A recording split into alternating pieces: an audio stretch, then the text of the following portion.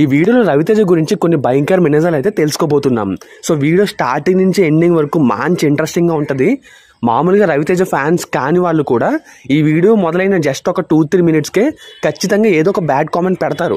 ఇంకా రవితేజ ఫ్యాన్స్ అయితే అస్సలు ఊరుకోరు. ఇంకా కామెంట్ సెక్షన్లో నాకైతే వాచిపోద్ది. నాకు అర్థమైపోయింది, మరి నీకు తెలుసు కదరా వీడియో చేస్తే తిడతారని, మరి ఎందుకు చేశాను మీరు అడగచ్చు. నేను కూడా చేయకూడదని అనుకున్నాను, బట్ నాలో ఉన్న ప్రేమ, బాధ, కోపం, ద్వేషం, అసహ్యం ఇవన్నీ కలిపి వద్దు అనుకుంటూనే వీడియో చేయించానమాట. నేను చెప్పేది ఏంటంటే, ఎవరైనా రవితేజ ఫ్యాన్స్ ఈ వీడియోని ఎండింగ్ వరకు చూసారంటే ఖచ్చితంగా పోతారు. ఇంకా మీకు ఆయన మీద ఉన్న ఫ్యానిజం మొత్తం పోతుంది. ఆయన అంటే మీకు అసహ్యం వచ్చేస్తుంది అనమాట. ఆ రేంజ్లో కంటెంట్ ఉండబోతుంది. సో బెటర్ ముందే డిస్క్లైమర్ ఇస్తున్నా. సో సగం వరకు వీడియో చూసి వెనక్కి వచ్చేయండి భయ్యా, చెప్తున్నా కదా మీ మంచికే. ఇంకా ఓపెన్ చేస్తే మనం మరీ వెనక్కి వెళ్ళిపోద్ది. కానీ 2017లో రాజా ది గ్రేట్ సినిమా వచ్చింది. ఆ సినిమాతో రవితేజ కంబ్యాక్ ఇచ్చారు.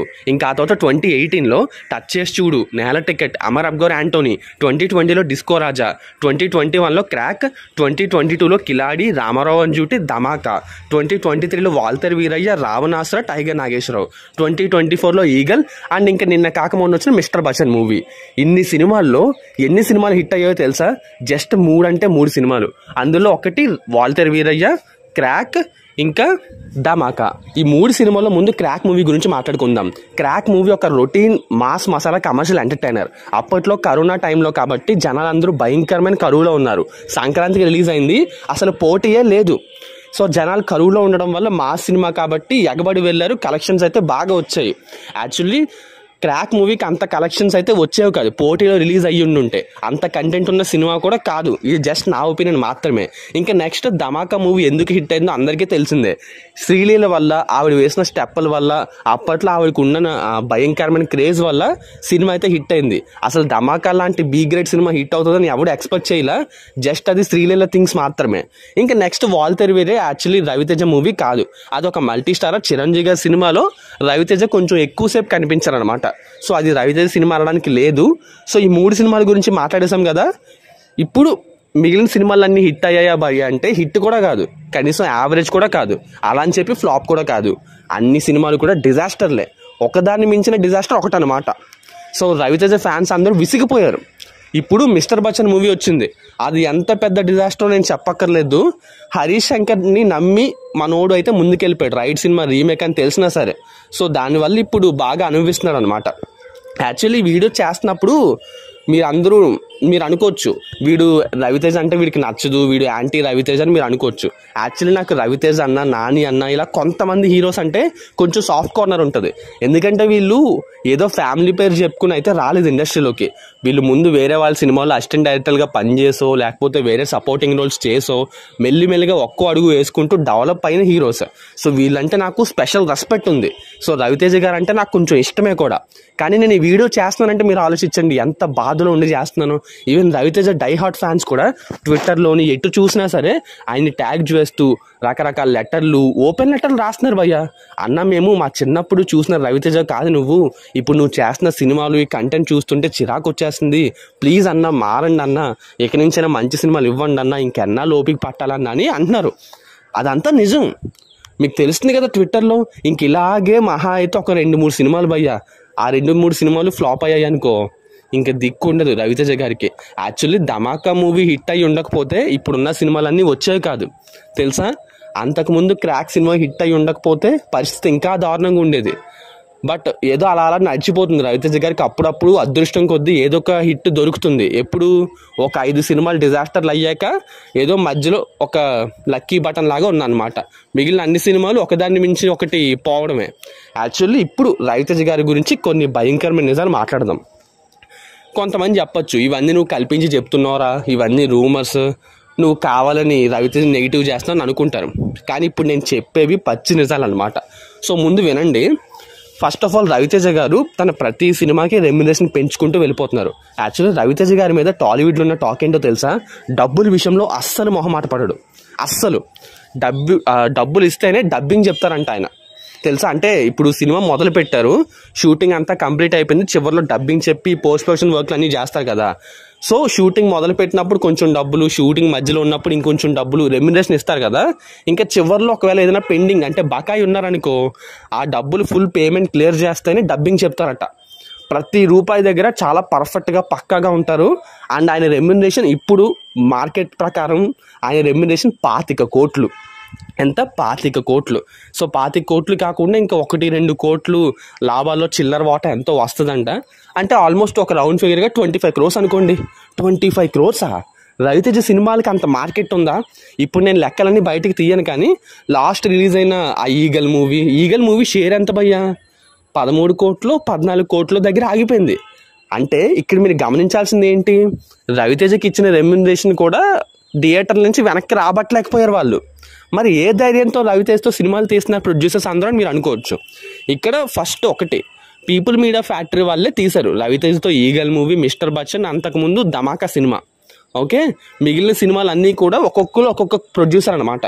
పాపం వీళ్ళు ఏంటంటే ఏదో ఒక సినిమా తీసేయాలని రవితేజ గారు అడిగిన రెమ్యునరేషన్ అంతా ఇచ్చేసి గుడ్డిగా స్క్రిప్ట్ నమ్మకుండా వెళ్ళిపోవడం. ఈవెన్ రవితేజ గారు ప్రతి సినిమాలో మీరు చూడండి బోల్డ్ అని కంపారిజన్స్ ఉంటాయి. రవితేజ గారు అంట చెప్తుంది ఏంటంటే, నాకు 25 crores రెమ్యునరేషన్ ఇవ్వండి మార్కెట్ ఉన్నా లేకపోయినా, బట్ మీరు సినిమా తీసేటప్పుడు ఆ ప్రొడక్షన్ కాస్ట్ని తగ్గించుకోండి. అంటే ఇప్పుడు మంచి మ్యూజిక్ డైరెక్టర్ని కాకుండా ఏదో ఒక చిన్న మ్యూజిక్ డైరెక్టర్ని, పెద్ద హీరోయిన్స్ని, క్రేజ్ ఉన్న వాళ్ళని కాకుండా చిన్న చిన్న హీరోయిన్స్ని, అలాగా ఇలా క్యారెక్టర్ ఆర్టిస్టుల దగ్గర డబ్బులు తగ్గించుకుని కొంచెం సేవ్ చేసుకున్నాను ప్రొడ్యూసర్స్ చెప్తున్నారట. నా డబ్బులు మాత్రం నాకు ఇచ్చేయండి, మీరు మాత్రం ఇలాంటి వాటిలో క్వాలిటీ పరంగా కొంచెం అటు ఇటు వచ్చినా పర్లేదని చెప్తున్నారంట. అరే సినిమాలో క్వాలిటీ లేకపోతే ఎవరు చూస్తాడు? ఇప్పుడు సినిమాకి హీరోయే కాదు కదా మెయిన్, హీరోయిన్ కూడా మెయినే కదా. హీరోయిన్కి అంతో ఎంతో క్రేజ్ ఉన్న హీరోయిన్ అయితే సినిమా టికెట్లు తెగడానికి హెల్ప్ అవుతుంది. ఒక మంచి మ్యూజిక్ డైరెక్టర్ అయితే మంచి పాటలు ఇస్తాడు. అరే ఇలాంటివన్నిటిలో కాస్ట్ కటింగ్ చేసుకుంటే ఇంకెలా భయ్యా? అంటే ఆయన రెమ్యునరేషన్ వస్తే సరిపోతుందా? వీడు కావాలని పాయింట్అవుట్ చేస్తున్నాడు అని అనుకోవచ్చు, కానీ ఇది నిజం, పచ్చి నిజం చెప్తున్నాను కదా నేను. ఇలా ఉందన్నమాట పరిస్థితి. మీరు గమనిస్తే రవితేజ సినిమాల్లో సరిగ్గా క్వాలిటీ అనేది లేదు. ఏదో బీభత్సం అనుకుంటున్నారు తప్ప ఏమీ లేదు భయ్యా.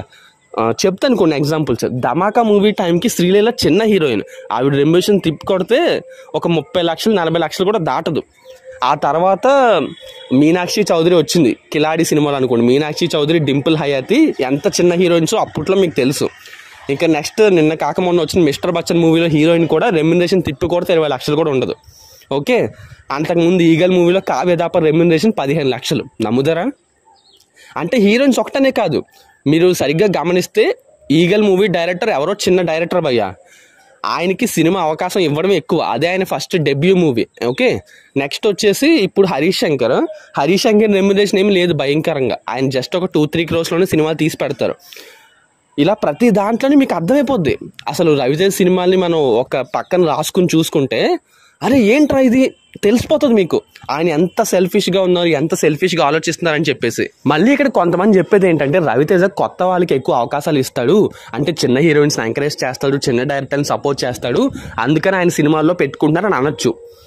చిన్న డైరెక్టర్లతో చేస్తే క్రేజ్ ఎక్కడ వస్తుంది భయ్యా ఈ రోజుల్లో? థియేటర్కి జనాలు రావడమే తగ్గిపోయింది. అందరూ కూడా 4 వారాలు ఆగితే ఓటీటీలు వచ్చేస్తుందని చూస్తున్నారు. అలాంటిది చిన్న డైరెక్టర్లతో చేయకూడదని నేను చెప్పట్లా, కానీ కంటెంట్ చూసుకోవాలి కదా. అసలు ఈగల్ మూవీలో కంటెంట్ ఏముంది?